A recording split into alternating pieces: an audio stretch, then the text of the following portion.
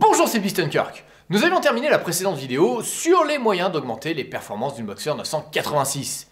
Et dans ces cas-là, il n'est pas rare que leurs propriétaires veuillent marquer le coup par des ajouts esthétiques et aérodynamiques pour bien signifier à tout le monde que leur bébé est un monstre de puissance. Mais n'allez pas croire que tous ceux qui sont à la recherche d'un gain de performance veulent forcément l'afficher ostensiblement. Les amateurs de puissance et de discrétion préfèrent les slippers. Catégorie 4, tuning slipper. Un slipper, c'est-à-dire dormeur en anglais, est une voiture dont l'aspect banal cache en réalité une motorisation démesurée. On peut y trouver la voiture de Monsieur Tout-le-Monde, comme des breaks, des pick-up ou des monospaces, ou encore des 986 ayant l'aspect d'origine, comme cette Boxster V8 que je vous avais présentée dans cette vidéo et dont le lien se trouve dans le descriptif.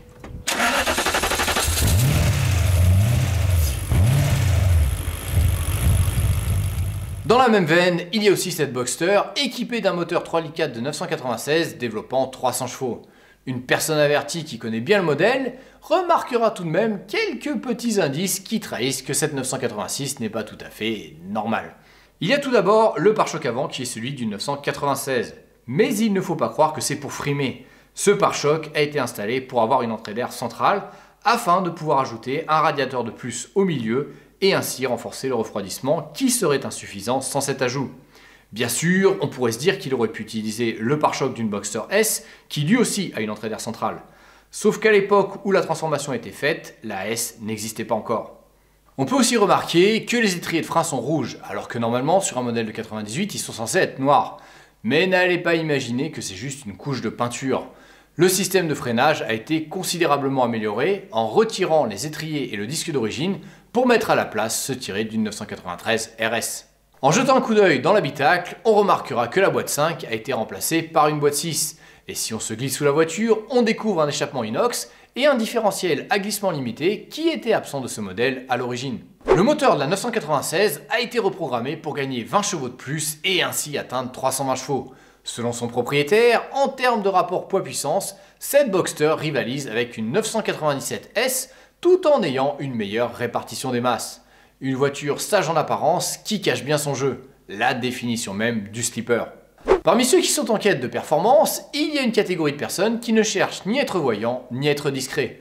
Tout ce qu'ils ajoutent ou retirent ne sert qu'un double objectif, performance et sécurité pour le circuit. Catégorie 5, prépa circuit. Bon, pour certains, une prépa circuit, c'est pas vraiment du tuning. Mais comme on modifie la voiture, ça rentre quand même dans cette définition, ce qui me permet au passage de souligner le fait que, contrairement à ce qu'on pourrait croire, malgré le fait que la 986 est un cabriolet, ça reste une vraie Porsche qui s'épanouit sur circuit. La position centrale arrière de son moteur, son train roulant et son châssis extrêmement rigide pour un cabriolet en font une pistarde qui colle à la route. Et certains n'hésitent pas à lui ajouter un arceau de sécurité et un hardtop pour en faire une voiture de compétition, comme le montrent ces quelques exemples.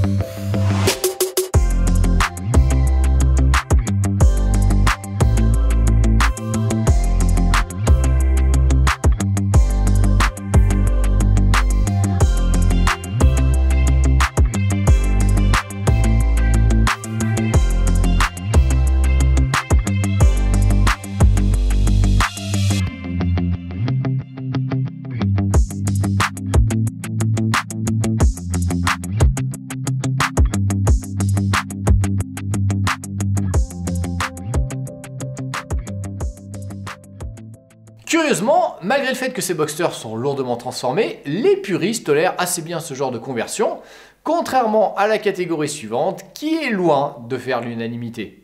Catégorie 6, rétro-tuning. On a vu pas mal de Boxsters dont les modifications esthétiques s'inspirent de modèles plus récents, mais depuis peu, certains se tournent aussi vers les anciens modèles de la marque.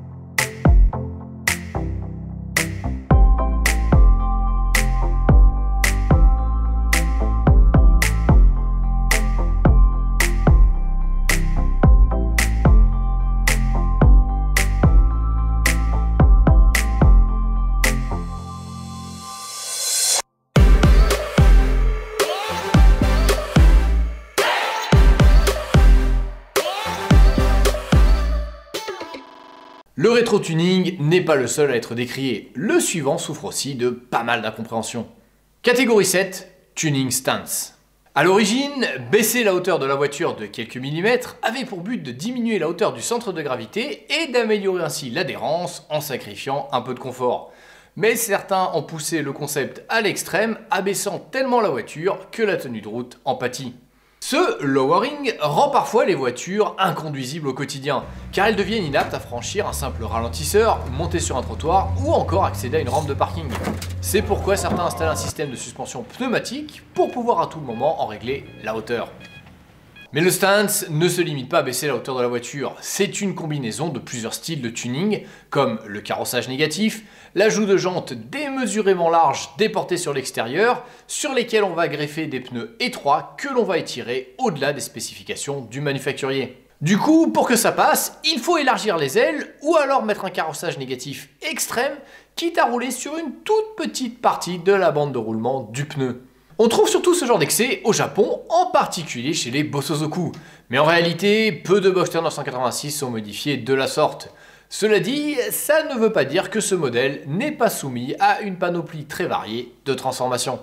Catégorie 8, Tuning Jeepney. Le Jeepney est un art de la transformation qui vient à l'origine des Philippines et qui concerne essentiellement des 4x4 transformés en bus. Le nom de ce style vient du fait qu'à la base, ces 4x4 étaient des Jeeps. A ma connaissance, il n'y a qu'une seule Boxster 986 à avoir été transformée dans ce style et elle est en France. C'est probablement la Boxster la plus célèbre du pays, voire du monde, tant son style suscite de polémiques. Ces photos circulent sur tous les forums et réseaux sociaux dédiés à la Boxster, et elle a même eu le droit à un article dans l'Auto Story Magazine. Alors qu'on aime ou qu'on n'aime pas, il est incontestable que cette voiture fascine. Et personnellement, en tant que fan inconditionnel de la 986, j'aimerais beaucoup faire un reportage dessus. Donc si le proprio voit cette vidéo, qu'il n'hésite pas à me contacter via mon Facebook. Catégorie 9, tuning décomplexé. Certaines personnes ne s'encombrent pas de règles ou d'un style particulier. Ils font ce qu'ils veulent de leur Boxster en fonction de leur goût. Cette catégorie est donc très large et regroupe un peu de tout, de la plus petite modif allant de l'ajout d'un simple aileron, aux grosses transformations à base de kit carrosserie, de peinture intégrale et de nouvel intérieur. Voici quelques exemples en vrac.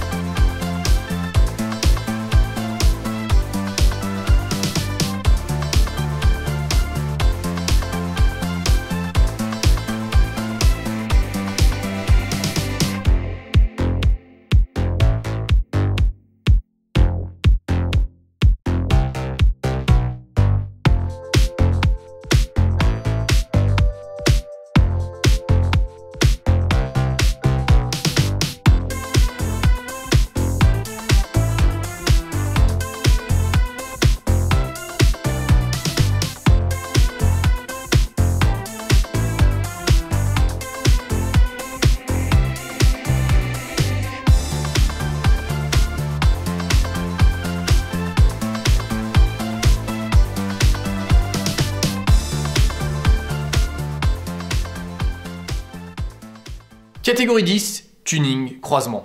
Le croisement offre des possibilités intéressantes. La conversion la plus courante est d'installer un hardtop Zyntop pour donner à la Boxster 986 la ligne d'une Cayman. Mais il existe des transformations beaucoup plus lourdes, comme cette personne qui tente d'installer un hardtop de 996 sur une 986, ou encore celle-ci qui a joué de la disqueuse et du fer à souder pour se faire un toit façon Carrera GT. Au moins, cette conversion a l'avantage de rendre le moteur bien plus accessible. D'autres se lancent dans la fabrication d'un kit de conversion pour transformer une Boxster 986 en break de chasse. Et pour faire cette conversion, ils ont utilisé un haillon de Renault Mégane, des vitres latérales de 996, un avant de 997, un arrière de 991, et ils ont même refait les entrées d'air latérales pour s'inspirer de la Boxster 981. Par contre, comme le moteur de la 986 est à l'arrière, ça ne change pas grand chose à la capacité du coffre ni à son seuil de chargement. La démarche est donc purement esthétique et n'a aucune volonté utilitariste. D'ailleurs, j'ai trouvé une 911 qui a subi le même type de transformation break de chasse en Suisse. Ce break de chasse sur base de 986 n'est pas le seul à utiliser des phares arrière de 991. Le kit Z-Art propose lui aussi une conversion en utilisant ces phares. Et dans ce registre, le kit Avalanche est pas mal non plus. Dans la catégorie croisement, on trouve des mélanges faits avec d'autres marques. Certains n'utilisent leur Boxster que comme un simple châssis pour y greffer dessus un kit carrosserie évoquant la Lamborghini Aventador. Je vous laisse juger. J'ai aussi trouvé une transformation improbable évoquant à l'avant une Toyota Supra nouvelle génération et ayant à l'arrière les phares d'une Renault Mégane. En fait, le concepteur voulait qu'on ne puisse plus reconnaître le modèle d'origine.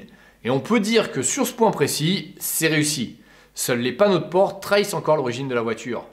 Pour l'anecdote, sachez que ce véhicule a été mis en vente pour un tarif de 60 000 €.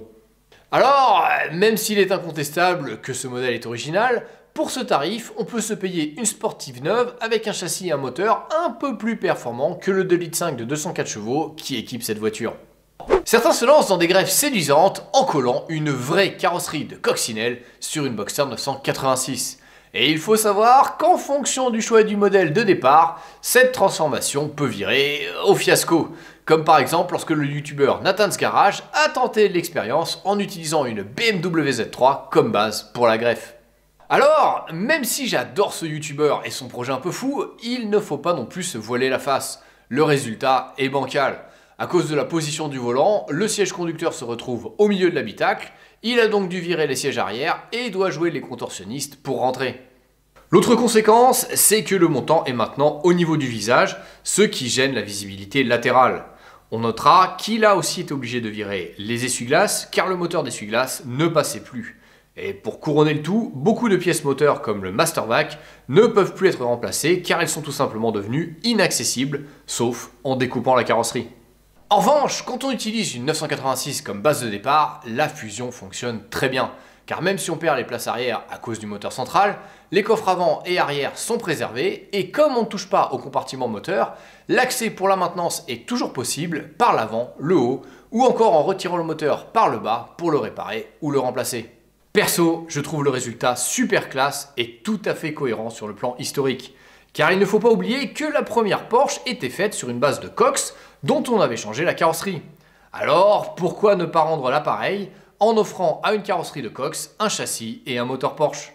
Le souci, c'est que c'est un travail de carrosserie de folie pour arriver à fusionner les deux. Ce n'est donc pas à la portée du premier venu. Mais le résultat en vaut la peine, offrant le charme intemporel d'une ancienne, avec la fiabilité, les performances et le confort d'une moderne. Et tout ça sans le moindre panneau de fibre de verre, juste de la tôle. Malheureusement, toutes les transformations ne sont pas aussi réussies que celles que nous venons de voir. Et ça ne concerne pas que la Boxster. Voici un petit florilège, et attention, vos yeux vont saigner.